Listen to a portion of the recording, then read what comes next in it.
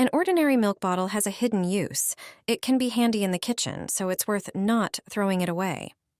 It turns out that manufacturers, when creating the packaging, did not know that they used materials with hidden properties. This applies to cardboard packages, which are the most popular, as well as those made of plastic. It turns out that both can be used in our kitchen for a completely different purpose. Once we have finished the milk, we should rinse the bottle to remove any residues. Then, using a wallpaper knife, cut off its part.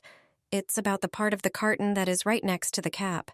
Cut out the packaging precisely, leaving a few centimeters. The most valuable part of the bottle is precisely the cap. The rest of the carton can be thrown away. This preserved part of the packaging will come in handy for organizing the pantry. Any part of any milk carton with a cap can be used in a way that I will show you shortly.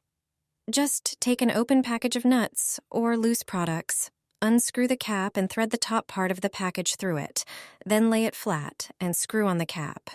Milk bottle caps are larger than standard ones. They are often made of durable plastic, making them perfect for recycling.